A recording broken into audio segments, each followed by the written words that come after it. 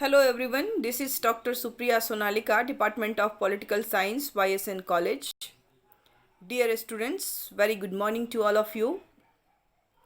आज का जो हमारा ये क्लास है वो पीजी सेमेस्टर 2 के स्टूडेंट्स के लिए है और यह पीजी का फर्स्ट क्लास है सेमेस्टर 2 का।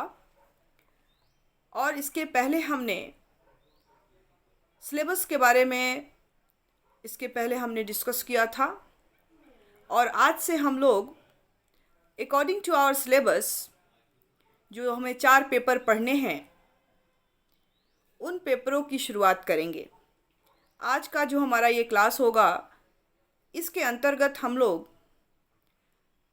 पीजी सेमेस्टर 2 का जो पेपर अगर सीक्वेंस में देखें तो पेपर 8 होगा और अगर सेमेस्टर 2 की बात करें तो ये पेपर 4 होगा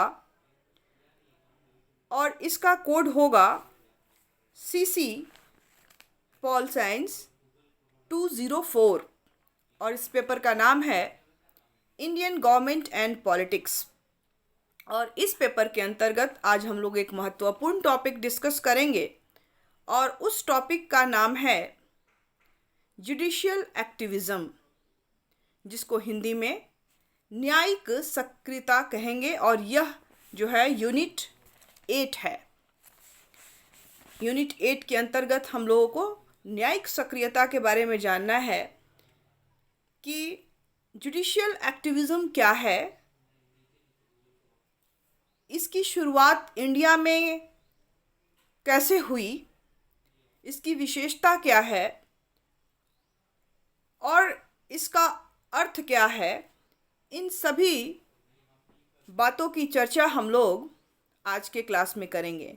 डियर स्टूडेंट्स, ये जो टॉपिक है आपके सिलेबस और आपके कोर्स के लिए तो इम्पॉर्टेंट है ही, साथ ही साथ जितनी भी प्रतियोगिता परीक्षाएं होती हैं और जिसमें पॉलिटिकल साइंस से क्वेश्चंस पूछे जाते हैं, specially you are in PG and after PG आप लोग जो है हो सकता है नेट जेआरएफ करने की तैयारी करें या टीचर्स की तैयारी करने के लिए करें, तो उन सभी एग्ज़ाम्स में इससे जो है कुछ ना कुछ क्वेश्चंस जो है वो आते हैं। तो उस पॉइंट ऑफ व्यू से भी देखें तो ये जो पेपर है और स्पेशली ये जो टॉपिक है जुडिशियल एक्टिविज़्म, जिसको हिंदी में न्यायिक सक्रियता कहते हैं, उसको जानना और समझना जो है बहुत ज़रूरी है। देखिए, न्यायिक सक्रियता क्या है, इसकी सबसे पहले हम लोग अर्थ और परिभाषा देखेंगे, इसकी विशेषताओं को देखेंगे और भारत में इसकी शुरुआत कैसे हुई इसको देखेंगे और लास्ट में फिर इसकी आलोचना और इसके महत्व पर प्रकाश डालेंगे। और उसके बाद लास्ट में हम लोग कुछ क्वेश्चंस जो हैं जो इस चैप्टर से आते हैं एग्ज़ाम्स में उसकी चर्चा करेंगे। तो न्याय क्या है, न्यायिक सक्रियता वर्ड जो है इसे समझ में आता है कि यह न्याय से रिलेटेड कोई कंसेप्ट है या अवधारणा है और यह बिल्कुल एक नई अवधारणा है। किसी भी लोकतांत्रिक जो देश है या जहाँ ऐसा देश जहाँ कानून का शासन होता है का मूल जो आधार जो है उसका स्वतंत्र निष्पक्ष जो एवं प्रभावशाली, स्वतंत्र निष्पक्ष और प्रभावशाली न्याय व्यवस्था जो होती है वो होती है किसी भी लोकतांत्रिक देश का। और न्याय जो व्यवस्था है वो अल्पव्ययी होनी चाहिए, मतलब बहुत ज़्यादा खर्चीला नहीं होना चाहिए, साथ ही साथ सरल, बोधगम्य तथा शीघ्रगामी होना चाहिए, मतलब तुरंत मिलना चाहिए, क्योंकि विलंबकारी न्यायिक व्यवस्था जो होती है अन्यायकारी जो तथा अव्यवस्था को उत्पन्न करती है। और कहा भी गया है जस्टिस डिले जस्टिस डिनाय, ये भी कि न्याय देर से मिला हुआ न्याय जो होता है वो क्या होता है, अन्याय के समान होता है। तो ये बहुत ही इम्पोर्टेंट जो है एक बात है। और कोई भी गणतांत्रिक जो देश है, और गणतंत्र का जो सबसे पहला उद्देश्य होता है कि वो अपने नागरिकों को सामाजिक, आर्थिक और राजनीतिक न्याय उपलब्ध करना होता है। और उसी को ध्यान में रखते हुए वर्तमान परिस्थिति में, संदर्भ में एक नया कंसेप्ट आया है जिसको हम न्यायिक सक्रियता के नाम से जानते हैं। और पिछले कुछ वर्षों में सर्वोच्च न्यायालय ने यह मान लिया है कि न्याय का स्वरूप जो है केवल कानूनी ना होकर सामाजिक एवं आर्थिक भी है। उसने यह भी स्वीकार किया है कि न्याय व्यवस्था को आम जनता की जीवन दशा को सुधारने तथा उसे मूलभूत मानवीय अधिकार दिलाने के लिए सक्रिय भागीदार होना चाहिए। न्यायिक सक्रियता का तात्पर्य है कि न्यायालय और उच्च न्यायालयों, कार्यपालिका अधिकारियों को अपना कर्तव्य निभाने के लिए एहसास कराए। और इस तरह हम देखें तो भारतीय न्यायिक व्यवस्था में न्यायिक सक्रियता के द्वारा एक क्रांतिकारी परिवर्तन आया है। न्यायपालिका का जो वर्तमान न्यायिक कार्य जो है व्यक्तिगत न्याय के साथ साथ सामाजिक न्याय स्थापित करना भी हो गया है। और वर्तमान में न्यायपालिका केवल न्याय प्रदान करने का ही कार्य नहीं कर रही है, बल्कि वह एक प्रशासक, एक सुधारक, एक अनुसंधानकर्ता और नीति निर्धारक की भूमिका भी निभा रही है। जो पहले न्यायपालिका का काम सिर्फ न्याय से संबंधित न्याय देना होता था, जो केसेस उसके सामने आए, आज उसका जो स्वरूप है, उसका कार्य का स्वरूप है, वो बदल गया है। और वह एक प्रशासक के रूप में, एक सुधारक के रूप में, एक अनुसंधानकर्ता के रूप में, एक नीति निर्धारक के रूप में कई भूमिकाएं जो है आज के वर्तमान परिवेश में जो न्यायपालिका है वो निभा रही है। अर्थात न्यायपालिका न्याय संबंधी कार्यों के संपादन के साथ साथ वे सारे कार्यों को भी संपादित कर रही है जो कार्यकारिणी या कार्यपालिका के द्वारा किए जाते थे या किए जाते हैं। वास्तविकता में न्यायिक सक्रियता कार्यकारिणी की निष्क्रियता का स्वाभाविक परिणाम है। जैसा कि न्यायमूर्ति पीएन भगवती ने स्पष्ट किया है कि विधि व्यवस्था बनाए रखने का कर्तव्य न्यायपालिका का है। यदि सरकार का प्रत्येक अंग अपनी शक्तियों का निर्वहन सीमाओं के में रहकर करे या सीमाओं के में रहकर नहीं करे, अथवा कानून या संविधान के अनुसार अपने दायित्वों का निर्वहन न करे, तो न्यायपालिका उसमें हस्तक्षेप कर सकती है। ये पीएन भगवती ने कही है, रिटायर्ड चीफ जस्टिस थे, उन्होंने ये कहा है। न्यायिक सक्रियता की अवधारणा अमेरिकी न्यायिक व्यवस्था से ग्रहण किया गया है भारत में, जहां संविधान की रक्षा करने का अधिकार न्यायपालिका को सौंपा गया है। भारतीय संदर्भ में भी न्यायिक सक्रियता की अवधारणा का प्रारंभ 1980 के दशक से माना जाता है। भारत में भी संविधान न्यायपालिका को यह अधिकार देता है कि विधायिका और कार्यपालिका यदि संविधान सम्मत कार्य नहीं करती है तो न्यायपालिका उसमें हस्तक्षेप कर सकती है। हालांकि अनुच्छेद 32 में सर्वोच्च न्यायालय को यह अधिकार है कि वह नागरिकों के मौलिक अधिकारों की रक्षा सर्वोच्च न्यायालय करेगी। जब हमने फंडामेंटल राइट्स का जो छठा हमारा मौलिक जो अधिकार है उसके अंतर्गत यह कहा गया है कि जो नागरिकों के मौलिक अधिकार की रक्षा जो है वो सर्वोच्च न्यायालय अनुच्छेद 32 के अनुसार करती है और हाई कोर्ट में भी आप कर सकते हैं 226 के अंतर्गत तो करती है। वहीं भारत में न्यायिक सक्रियता के पीछे कई महत्वपूर्ण अवधारणाएं काम करती हैं। जैसे भारतीय संविधान के द्वारा यह स्वीकार किया गया है कि भारत में सामाजिक न्याय की स्थापना की जानी चाहिए, जिसका वर्णन भारतीय संविधान के अनुच्छेद 39 क्लॉज ए में किया गया है कि सभी लोगों को समान न्याय उपलब्ध कराने का प्रयास किया जाएगा। इसके अलावा मूल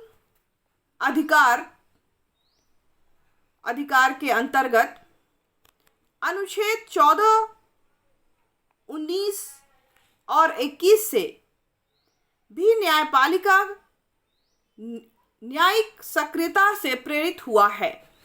जो हमारा संविधान का अनुच्छेद स्पेशली फंडामेंटल राइट्स का जो अनुच्छेद 14, 19, 21 है उसके तहत भी ये न्यायिक सक्रियता का कंसेप्ट जो है वो आया है। और अगर हम डायरेक्टिव प्रिंसिपल्स की बात करें तो वहाँ भी 39 क्लॉज ए के अंतर्गत ये बात को स्वीकारा गया है कि न्यायपालिका जो है वो इंटरफेयर कर सकती है। अतः इसमें कभी कभी संविधान विशेषज्ञों के द्वारा अनुच्छेद 14, 19, 21 और 32 और साथ ही साथ 39 क्लॉज ए न्यायिक सक्रियता का पवित्र पंचभुज है, जिससे न्यायिक पालिका जो है न्यायिक सक्रियता में को ग्रहण करती है।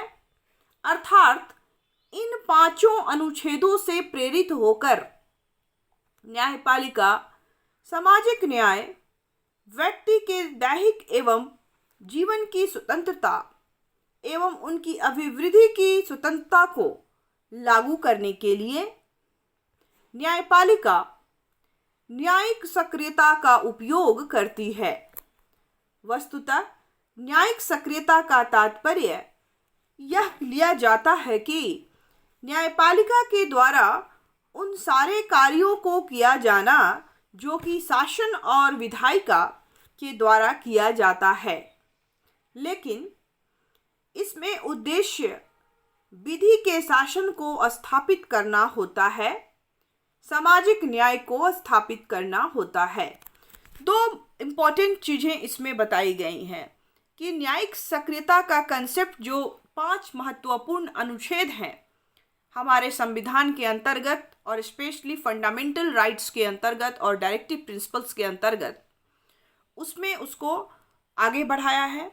और जो दूसरी जो महत्वपूर्ण जो हमारा कंसेप्ट है इस सक्रियता का कि जो कानून रूल ऑफ लॉ है कि उसको कैसे एस्टेब्लिश्ड बनाए रखा जाए और जो सोशल जस्टिस है, न्यायिक सामाजिक न्याय है, उसको कैसे स्थापित किया जाए, इसी उद्देश्यों को पूरा करने के लिए जो है न्यायिक सक्रियता का कंसेप्ट जो है आया है या लाया गया है या है। इसके बाद हम चर्चा करेंगे कि जो न्यायिक सक्रियता का कंसेप्ट है, अवधारणा है, उसकी विशेषता क्या है, उसमें कौन से गुण पाए जाते हैं? हम कैसे कहेंगे कि ये न्यायिक सक्रियता ही है? तो जो न्यायिक सक्रियता है उसकी पहली विशेषता यह है कि न्यायिक सक्रियता एक नई अवधारणा है और इसके कारण भारतीय न्यायिक प्रणाली में एक क्रांतिकारी परिवर्तन देखने को मिला है या मिलता है। दूसरी जो महत्वपूर्ण विशेषता है वह है न्यायिक सक्रियता के कारण न्यायपालिका का क्षेत्राधिकार जो है, जुरिडिक्शन जो है, वो जो है और अधिक व्यापक हो गया है। जो जुडिशरी सिस्टम है इंडिया में, उसके क्षेत्राधिकार में बढ़ोतरी होती है इस न्यायिक सक्रियता के माध्यम से। तो यह भी एक इसकी विशेषता है। तीसरा जो महत्वपूर्ण इसकी विशेषता बतलाई गई है कि न्यायिक सक्रियता के द्वारा न्यायपालिका सामाजिक न्याय को बनाए रखती है और विधि का जो शासन है, रूल ऑफ लॉ है, उसको स्थापित करने का प्रयास करती है, जो हमारे संविधान में का एक मूल जो है लक्ष्य है, उद्देश्य है।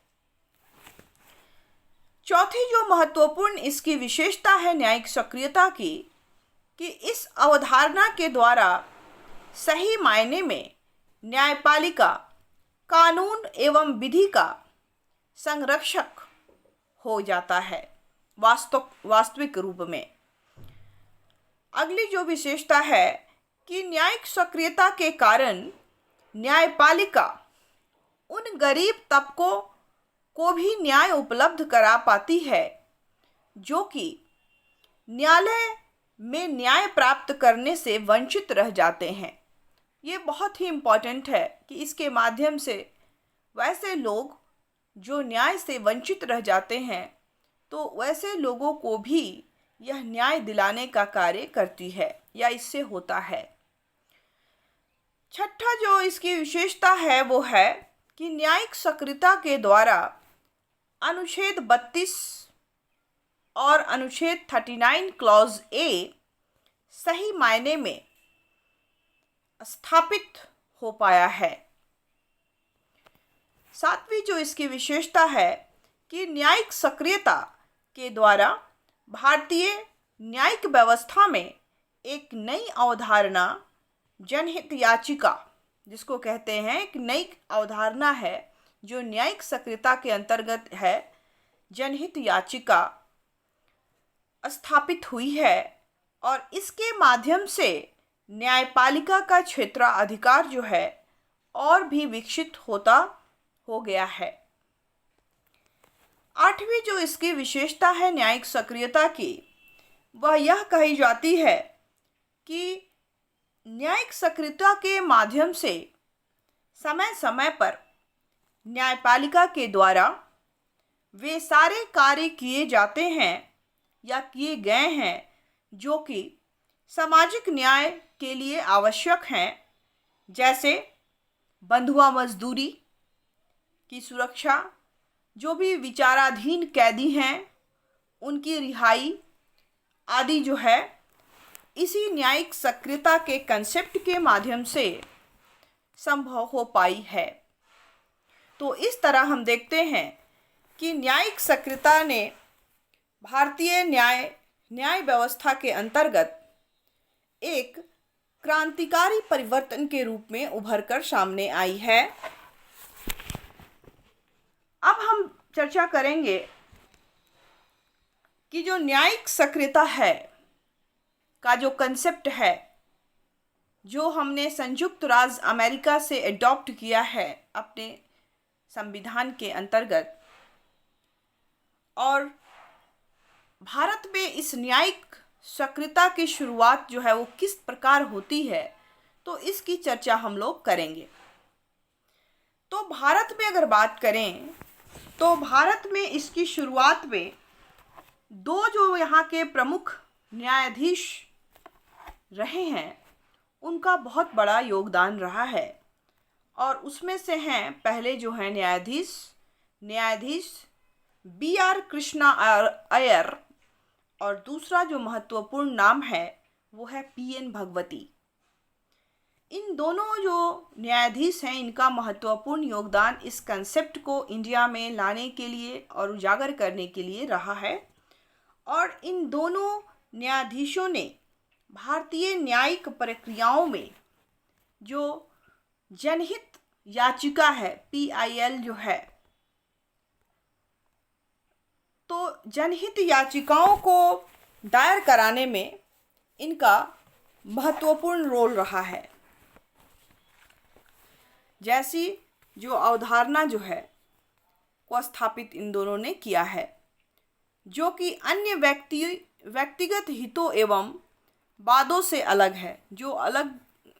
जो केसेस होते हैं व्यक्तिगत हित से रिलेटेड या और भी जो केसेस होते हैं उनसे यह बिल्कुल जो है अलग है, पीआईएल जिसको कहते हैं। तो इसमें हम इसके द्वारा इसको करने का प्रयास जो है वो किया गया है। जो व्यक्तिगत वादों और जनहित याचिकाओं में दोनों में काफ़ी अंतर है।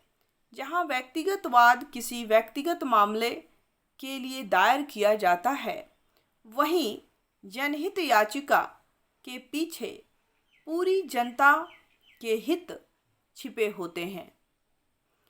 इन दोनों वादों में निम्नलिखित अंतर जो है हम देख सकते हैं। जो जनहित है और व्यक्तिगत जो वाद होते हैं, केस होते हैं, उसमें पीआईएल क्या होता है, उसका मतलब क्या होता है, जनहित याचिका जिसको हिंदी में कहते हैं, तो उसका क्या मतलब होता है इसमें, इसको हम लोग देखेंगे और किस तरह से ये अंतर है। तो इसमें जो पहला अंतर है वो है कि व्यक्तिगत मुकदमे में वादी जो होता है कोई व्यक्ति होता है जो किसी अन्य व्यक्ति, संस्था, राज्य द्वारा अपने वैधानिक अधिकारों के अतिक्रमण के कारण हुई क्षति के लिए न्यायालय में राहत मांगता है। और वहीं पे जनहित जो वाद होते हैं में सामान्यतः किसी व्यक्तिगत मामलों में नहीं उठाए जा सकता। वह किसी एक व्यक्ति से संबंधित ना होकर पूरे जन समूह से संबंधित होता है। तो ये बेसिक पहला जो डिफरेंस है वो व्यक्तिगत केसेस में और जो पीआईएल होता हम दायर करते हैं उसमें होता है। दूसरा जो महत्वपूर्ण अंतर होता है वो यह है कि जनहित विवादों में जो राहत मांगी जाती है या जो न्याय दी जाती है वह किसी एक व्यक्ति को ना देकर जो संपूर्ण जनता का समूह है या एक समूह को जिससे वो रिलेटेड है उसको दिया जाता है। वहीं व्यक्तिगत मामलों में न्याय किसी एक व्यक्ति से प्राप्त होता है, मतलब न्याय किसी एक पर्टिकुलर व्यक्ति के लिए होता है।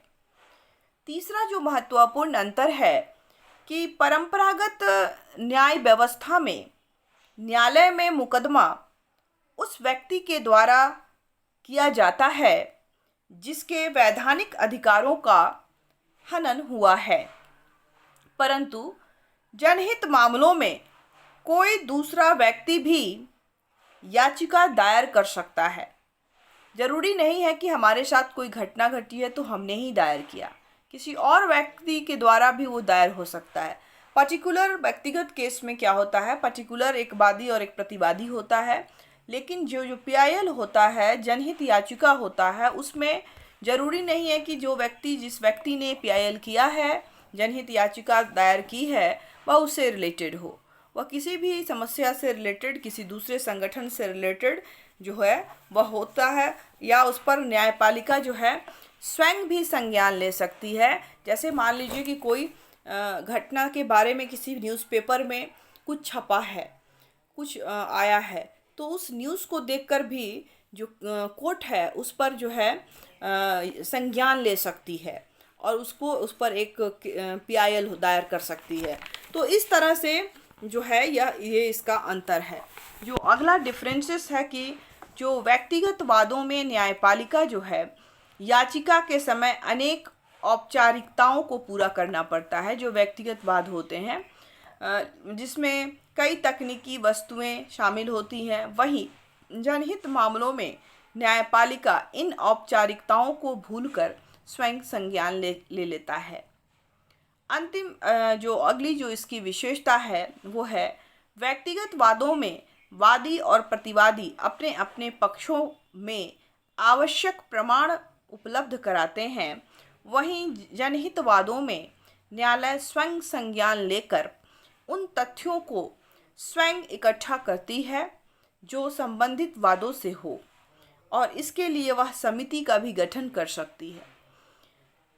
तो ये कुछ उसकी विशेषताएं, जो अंतर था जनरल केसेस में, व्यक्तिगत वाद में और जो जनहित वाद है उसमें अंतर जो है वो हमने बताया। तो भारत में जो न्यायिक सक्रियता की शुरुआत जो है 1980 के दशक में जनहित याचिकाओं की अवधारणा के साथ जो है वो शुरू हुआ था। इसकी यह कैसे शुरू हुआ न्यायिक सक्रियता का कंसेप्ट? एक जनहित याचिका दायर की गई और उस याचिका दायर करने के बाद से इसकी शुरुआत हुई, और इसमें अनेक वादों से यह संबंधित जो मामलों को जाना जा सकता है। इसमें बहुत सारे ऐसे केसेस हैं और जिसमें भारत में न्यायिक सक्रियता को स्थापित करने का काम किया गया है। ऐसे बहुत सारे केसेस के एग्जाम्पल्स हैं इंडिया में कि जिसमें जो न्यायिक सक्रियता का जो कंसेप्ट है वो देखने को हमें मिलता है। और इसमें जो पहला केस जो है हमें देखने को मिलता है वो है कि एशियाद वर्कर्स बनाम का जो मामला था ये मामला क्या था?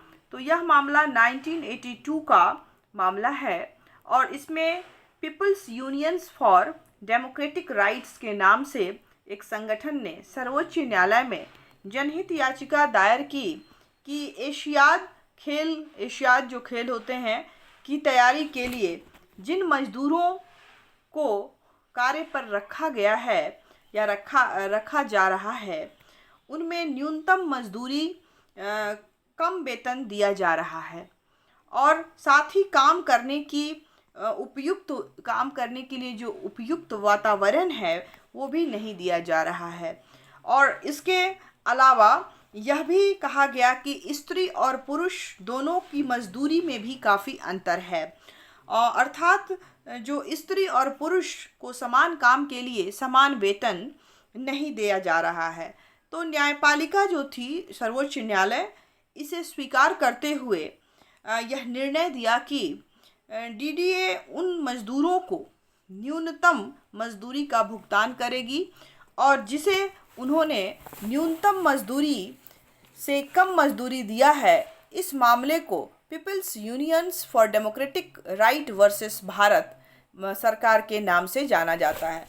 तो यह एक केस था। हमने देखिए इसके पहले जो है आपने फंडामेंटल राइट्स का जब चैप्टर्स पढ़ा होगा, साथ ही साथ ड्यूटीज़ एंड डायरेक्टिव प्रिंसिपल्स का जो चैप्टर्स अपने पिछले क्लास में पढ़ा होगा या आगे आप पढ़ेंगे, तो उसमें ये सारे अधिकारों की बात की गई है, इक्वालिटी की बात की गई है।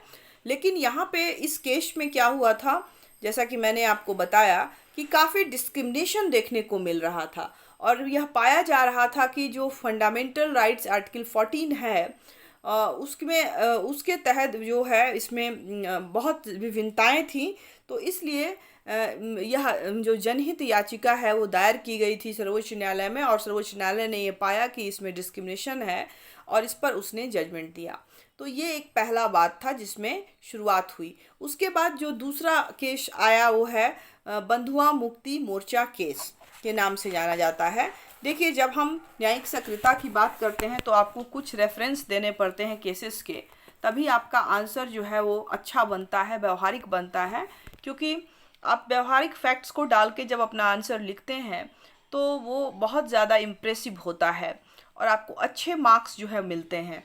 तो ये पहला केस मैंने आपको बताया जो people's union for democratic rights versus India का था, और दूसरा केस है बंधुआ मुक्ति मोर्चा केस। और इस केस में क्या हुआ था, तो यह केस भी सर्वोच्च न्यायालय में 1982 में ही लाया गया था, दायर किया गया था। और इस मामले का प्रारंभ बंधुआ मुक्ति मोर्चा नामक एक संगठन का जो अध्यक्ष थे स्वामी अग्निवेश के द्वारा सर्वोच्च न्यायालय में लिखे गए एक पत्र से हुआ था।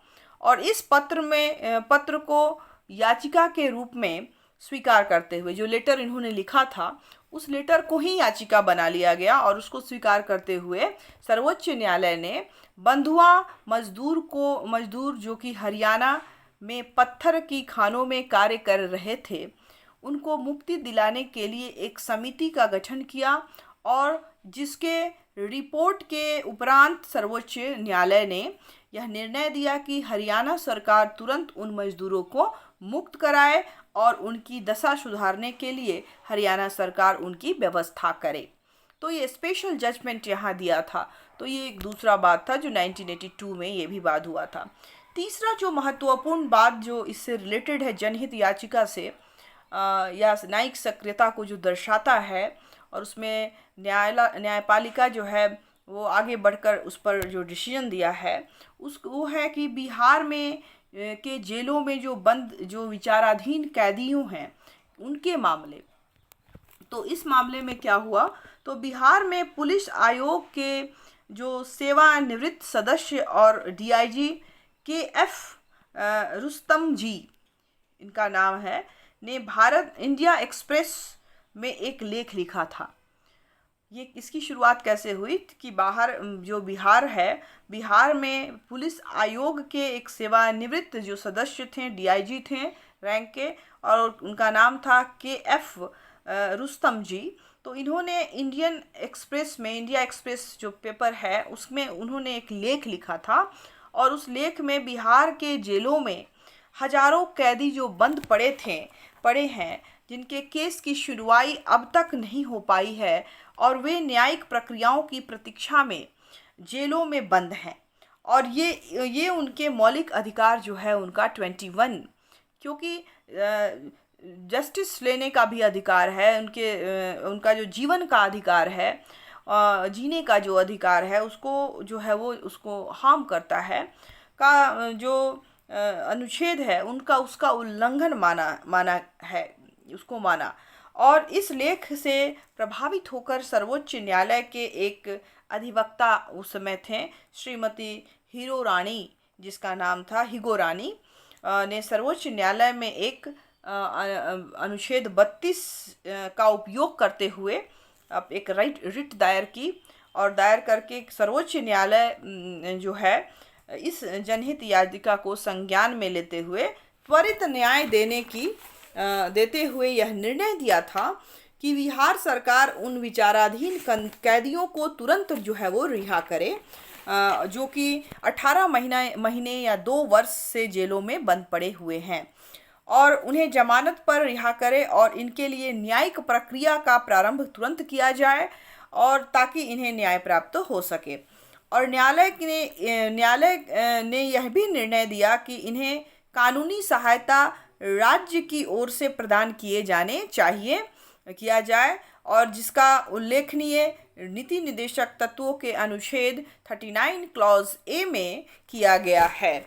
तो इस तरह से ये जो तीसरा केस था जिसमें बिहार में बहुत दिनों से जो कैदी बंद थे और उनका जो जीने का अधिकार जो था, फंडामेंटल राइट्स उनका है जीने का अधिकार, उसको ध्यान में रखते हुए वहाँ एक रिटायर्ड डीआईजी के द्वारा ये एक लेख लिखा गया था और उस पर संज्ञान लेते हुए एक जो वकील थे उन्होंने PIL दायर की थी और उसमें सुप्रीम कोर्ट का जजमेंट आया कि तुरंत उनको रिहा किया जाए और साथ ही उनको लीगल एड भी दिया जाए राज्य की ओर से, क्योंकि उनके अगर कोई लेने वाले हैं, उनको नहीं लेने वाले हैं, उनका परिवार है नहीं है, तो भी जो है उनको लीगल एड दिया जाए ताकि उनको जस्टिस मिल सके, त्वरित न्याय मिल सके और वह जो है उनके जीवन के अधिकार की रक्षा हो सके। तो ये था। चौथा जो एक महत्वपूर्ण केस और है वो है कि भागलपुर नेत्रहीनता का मामला, बहुत ही इम्पोर्टेंट केस है। और इसमें क्या हुआ था कि 11 अक्टूबर 1980 को दैनिक समाचार पत्र इंडियन एक्सप्रेस में भारत में भागलपुर के जेल में कैदियों को नेत्रहीन किए जाने का एक रिपोर्ट प्रकाशित हुआ था और इसमें इस पर एक मूवी भी बनी है, शायद आपने देखा होगा, गंगा जल जो है, उसी उसमें भी ये चीज़ दिखाया गया है। तो ये केस, जो जेल में कैदियों को नेत्रहीन किया जाने का एक रिपोर्ट जो है प्रकाशित हुआ था कि वहाँ पे कैदियों को नेत्रहीन कर दिया गया है। और उस जो रिपोर्ट पर संज्ञान लेते हुए न्यायपालिका ने यह निर्णय दिया कि अंधे बनाए गए कैदियों का इलाज का खर्च तथा उन पर होने वाला सारा खर्च जो है वो बिहार सरकार के द्वारा वहन किया जाएगा। और इन दोषी और जो भी लोग दोषी हैं उनको कड़ी से कड़ी सजा दी जाएगी, जो इस मामले में लिप्त हैं, जिन्होंने कैदियों को डिटेंशन में लेकर जो पूछताछ के दौरान उन्हें अंधा कर दिया था कैदियों को। तो उनको जो है वो जो भी लोग इसमें संलिप्त होंगे, जो भी कर्मचारी, पुलिस के अधिकारी या जो भी लोग, तो उनको जो है दंड दिया जाएगा। और इस पर उन्होंने संज्ञान लिया था। इसी क्रम में आगे एक और केस आता है 1981 में, जिसका नाम है रुदल शाह बनाम बिहार राज्य। ये क्या मामला था? तो इस मामले में रुदल शाह नामक व्यक्ति की जेल में अवैध हिरासत का जेल में अवैध हिरासत का मामला था। और इस मामले में जो सेशन जज जो मुजफ्फरपुर में रुदल शाह को 3 जून 1968 को बरी कर दिया था। और परंतु पुलिस और जेल प्रशासन के द्वारा रुदल शाह को 14 वर्ष तक रिहा नहीं किया गया था। मतलब उनके रिहाई का जजमेंट पहले ही आ गया था, लेकिन उसको जेल में ही बंद रखा गया था 14 वर्षों तक। और इसके विरुद्ध जो है एक जनहित याचिका दायर की गई, परंतु प्रशासन के द्वारा सुनवाई के पूर्व ही इसे रिहा कर दिया गया था। मतलब ये केस पर संज्ञान लेती उससे पहले ही जैसे ही ये दायर हुआ उस पर उसको रिहा कर दिया गया। पुलिस जो है हरकत में आ गई और उसे गलती का एहसास हो गया और उसे रिहा कर दिया गया। और इस तरह से जो है उसके बाद रुदल शाह ने याचिका दायर करके अवैध बंदी प्रत्यक्षीकरण, जो हाबियस कॉर्पस है, जो हमारा एक फंडामेंटल राइट्स है एक तरह से, जो हमारा जो रिट्स है एक तरह का, तो उसके अंतर्गत जो है मुआवजा मांगा कि हमें 14 साल तक यूं ही जेल में बंद किया गया, तो उसे मांगा गया। तथा जो उनका निर्वास हो सके, फिर से उनको वो जीवन यापन शुरू कर सकें, इसके लिए मुआवजा मांगा गया था कोर्ट से। और सर्वोच्च न्यायालय ने निर्णय दिया कि बिहार सरकार जो है रुदल शाह को 35,000 रुपये जो है क्षतिपूर्ति के रूप में देगी। उस समय ये डिसीजन हुआ था। तो ये भी एक महत्वपूर्ण केस था। इसके अलावा एक और केस, इम्पोर्टेंट केस है, जो है कि पर्यावरण से संबंधित मामला। तो प्रदूषण से बचाव के लिए एवं वन एवं पर्यावरण के बचाव के लिए उच्च न्यायालय और सर्वोच्च न्यायालय में समय समय पर जनहित याचिका दायर की जाती रही है। और उसमें यह कहा गया है कि अनुच्छेद 21 का जो है सरासर उल्लंघन जो है इसमें किया गया है, क्योंकि वन एवं पर्यावरण हमारे जीवन से सीधा जुड़ा हुआ है। ऑक्सीजन मिलता है हमें उससे, तो क्योंकि पर्यावरण है तो हमारा जीवन भी है। अतः उच्च न्यायालय एवं सर्वोच्च न्यायालयों में के द्वारा पर्यावरण की रक्षा के लिए समय समय पर कई दिशा निर्देश जाते रहे हैं या दिए जाते हैं। और इस प्रकार जो हमने इन सभी केस को देखा, चाहे भागलपुर में नेत्रहीनता का मामला हो, या रुदल शाह बनाम का केस हो, पर्यावरण से संबंधित केस हो, या बिहार में जेल में बंद विचाराधीन कैदियों का मामला हो, बंधुआ मुक्ति मोर्चा का मामला हो, या एशियाड बनाम जो वर्कर्स का मामला है, इन सभी केसों में न्यायपालिका ने अपनी सक्रिय भूमिका निभाते हुए न्यायिक जो जनहित याचिकाओं पर जो है वो अपना जो है महत्वपूर्ण निर्णय दी है। और उसके द्वारा उसको जो है वो इसको पूरा करने का प्रयास किया है। और न्यायपालिका के द्वारा वे सारे कार्य किए जाते हैं जो इसके अधिकार क्षेत्र में से बाहर हैं, तथा वे सारे कार्य या तो कार्यपालिका से संबंधित हैं या विधायिका से संबंधित हो, उदाहरण स्वरूप चाहे तो आप जो है एशियाड वर्कर्स का मामला देखें, या बंधुआ मजदूर का मामला देखें, या पर्यावरण की इसे सुरक्षा से संबंधित मामला देखें। ये सारे कार्य किसके हैं? कार्यपालिका के अंतर्गत आते हैं, किए जाते हैं। परंतु कार्यपालिका के द्वारा जो है वो इन सारे कार्यों का संपादन सही ढंग से सही समय पे नहीं किए जाने पर जनहित याचिकाओं के माध्यम से न्यायपालिका समय समय पर इन कार्यों में हस्तक्षेप करती है। वस्तुतः न्यायिक सक्रियता के माध्यम से भारतीय न्यायिक जो प्रणाली है और भी मजबूत हुई है, और आवश्यकता इसको और मजबूत करने की आवश्यकता है।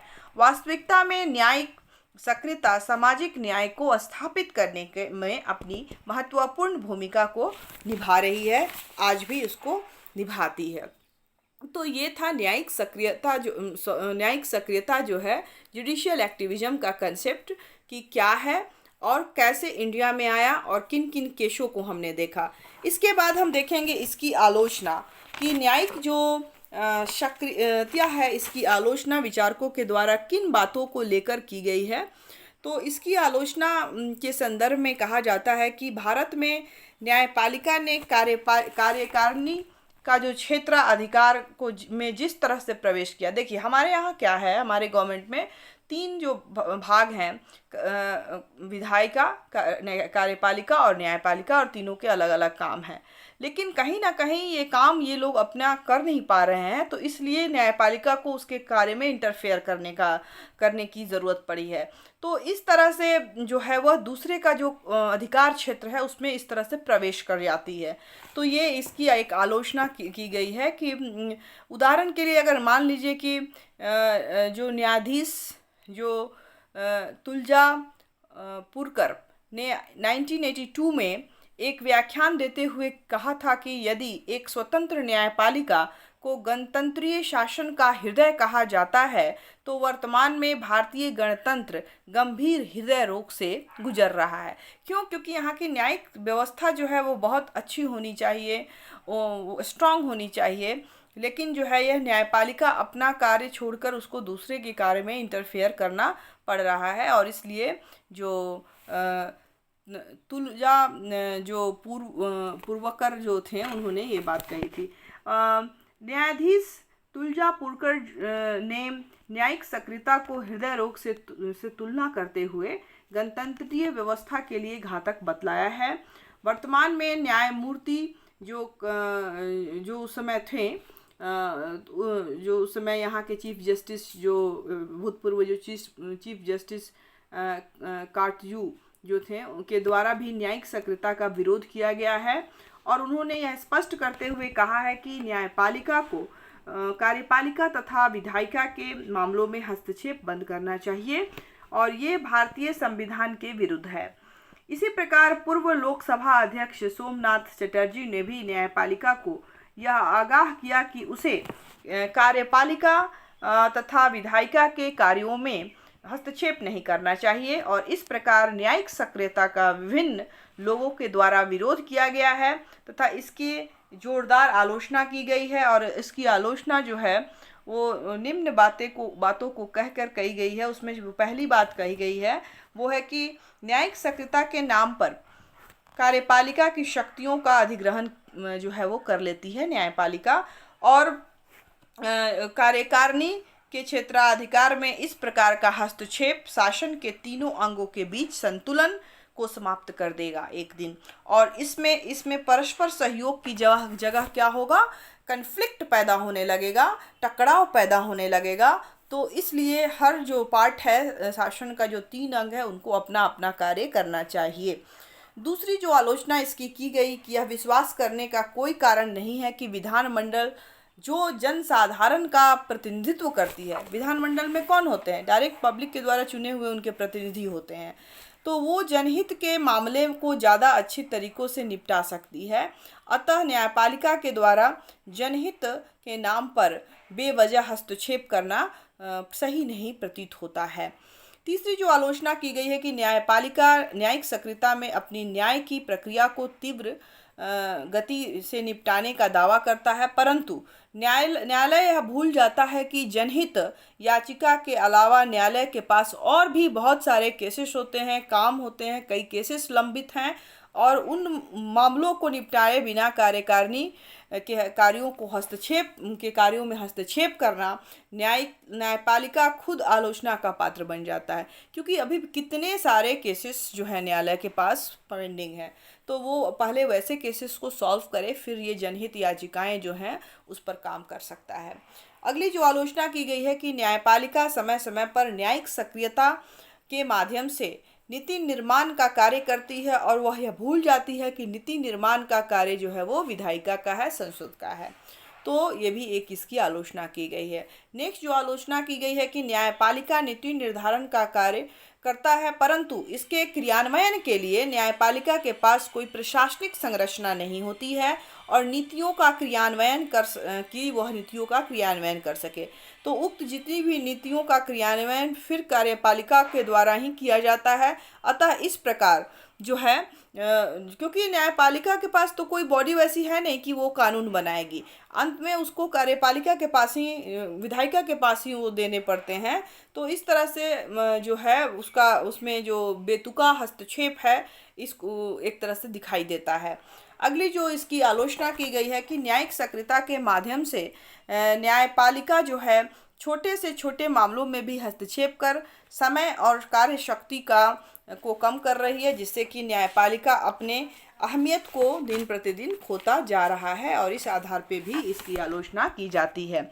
अगली जो इसकी आलोचना की जाती है कि न्यायिक सक्रियता के माध्यम से सरकार के इन अंगों के जो 3 अंग हैं उनके बीच काफ़ी मतभेद और असंतुलन पैदा हो जाता है या हो रहा है, जो कि लोकतंत्र के लिए एक घातक है, एक खतरा है। तो इस प्रकार न्यायिक सक्रियता की जो है उपयुक्त जो मैंने पॉइंट्स बताए उस आधार पर इसकी आलोचना की गई है और कई लोग यह स्वीकार करते हैं कि न्यायिक सक्रियता का कम से कम प्रयोग किया जाना चाहिए ताकि लोकतंत्र में संतुलन या जो है वो बनाए रखा जा सके और जो असंतुलन की स्थिति है वो कभी ना आए।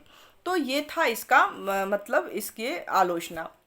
इसके बाद हम लोग इसके महत्व और इसकी निष्कर्ष कंक्लूड करेंगे। तो जितनी भी आलोचनाएं हमने देखी उन सभी के बावजूद हमें क्या देखने और समझने को मिलता है इस अवधारणा को पढ़ने के बाद कि न्यायिक सक्रियता भारतीय न्यायिक प्रणाली में काफ़ी महत्वपूर्ण स्थान रखती है, क्योंकि न्यायिक सक्रियता के माध्यम से संविधान का जो मूल लक्ष्य है, और मूल लक्ष्य क्या है, सामाजिक न्याय की जो प्राप्ति है वो होती है और उसे प्राप्त किया जा सकता है इसके न्यायिक सक्रियता के माध्यम से। साथ ही साथ उस न्यायिक सक्रियता के माध्यम से जो हमारे 5 महत्वपूर्ण अनुच्छेद हैं, अनुच्छेद 14, 21, 32, 39 क्लॉज ए का प्रयोग भी न्यायिक सक्रियता के माध्यम से संभव हो पाया है। परंतु न्यायिक सक्रियता के उपयोग के समय न्यायालयों को यह ध्यान रखना होगा कि जनहित याचिकाओं को जांच परख कर ही स्वीकार करे अथवा उन याचिकाओं को भी न्यायपालिका स्वीकार करे जो कि काफ़ी महत्वपूर्ण हो और साथ ही साथ न्यायपालिका का उन लंबित मामलों को भी निपटाने के लिए तुरंत कोई ऐसा काम या ऐसा कुछ रूल बनाना होगा कि जो लंबित पड़े हुए मामले हैं उनके भी निपटारे किए जाने चाहिए, जो कि न्यायालयों में काफ़ी दिनों से लंबित पड़े हैं। इसके लिए क्योंकि न्याय अगर देर से मिलेगा तो वो अन्याय ही हो जाएगा, तो उस पर भी ध्यान देना है। और इसके लिए न्यायपालिका को लोक न्यायालय और जो त्वरित फास्ट ट्रैक कोर्ट जो हैं उसको बनाने की आवश्यकता है, के माध्यम से जल्दी सारे जो लंबित मामले हैं उनको निपटाने का प्रयास किया जाना चाहिए। साथ ही साथ न्यायपालिका को यह भी ध्यान रखना चाहिए कि वह बेवजह कार्यपालिका या विधायिका के कार्यों में हस्तक्षेप ना करे और न्यायपालिका को इन कार्यों में हस्तक्षेप तभी करना चाहिए जब संवैधानिक उल्लंघन या व्याख्या की ज़रूरत हो। और इस प्रकार जो है न्यायिक सक्रियता के महत्व को बरकरार रखा जा सकता है, क्योंकि न्यायिक सक्रियता सामाजिक न्याय और रूल ऑफ लॉ जो है कानून या विधि के शासन को एस्टैब्लिश्ड करती है, जो हमारे संविधान का मूल एक उद्देश्य है और उसको पूरा करने में यह जो है वो हेल्प करती है। तो इस तरह से हम कह सकते हैं कि यह बहुत ही इम्पोर्टेंट है, लेकिन कोई भी काम जो है वो लिमिट में हो और जो मेन उसका काम है न्यायपालिका का विशेष जो उसको जिसके लिए उसको गठित किया गया है वो उसका प्राइमरी काम होना चाहिए, और उन कामों के साथ साथ वो इस काम को भी करे तो हमारे देश के लिए बहुत अच्छा होगा, और हमारे जितने भी फंडामेंटल राइट्स हैं उनकी रक्षा सही तरीके से हो पाएगी। That's all. ये था न्यायिक सक्रियता का कंसेप्ट जो हमें पढ़ना था। अब इससे कुछ जो क्वेश्चंस आते हैं, ऑब्जेक्टिव क्वेश्चंस तो हैं ही कि न्यायिक सक्रियता क्या है, कहाँ से लिया गया है, कुछ केसेस के बारे में कभी कभी पूछे जाते हैं कि क्या है पीआईएल, क्या है जनहितवाद, क्या है, जो मैंने आपको अंतर बताया, जो व्यक्तिगतवाद है वो सब इम्पोर्टेंट होते हैं। पीएन भगवती और जो न्यायाधीश थे जिन्होंने किसने शुरुआत की इसकी, तो ये इन दोनों का नाम इम्पोर्टेंट है। कब से इसकी शुरुआत हुई, तो 1980 के दौर के बाद से हुई। तो ये कुछ ऑब्जेक्टिव क्वेश्चंस आते हैं। सब्जेक्टिव क्वेश्चंस में इससे क्वेश्चन बनता है कि न्यायिक सक्रियता क्या है और भारतीय न्यायिक प्रणाली के संदर्भ में न्यायिक सक्रियता का उल्लेख करें। साथ ही साथ दूसरा क्वेश्चन जो है वो न्यायिक सक्रियता क्या है शॉर्ट में आ सकता है। उसके बाद जनहित याचिका क्या है ये आ सकता है, या जनहित याचिका और व्यक्तिगत याचिका में क्या अंतर है ये भी पूछा जा सकता है। तो इस तरह से कुछ क्वेश्चंस इसमें पूछे जाते हैं। तो आई होप आपको सब समझ में आया हो। अगर कहीं भी कोई चीज़ नहीं समझ में आई हो तो आप कमेंट सेक्शन में जाके अपने प्रश्न डालें, उसमें लिख दें, और हम लोग उस प्रश्नों का उत्तर अपने नेक्स्ट क्लास में देंगे। तब तक के लिए आज हम लोग अपना क्लास यहीं समाप्त करते हैं। नए टॉपिक के साथ बहुत जल्द हम फिर मिलेंगे। तब तक के लिए घर में रहें, सुरक्षित रहें, पढ़ते रहें। Thank you all of you.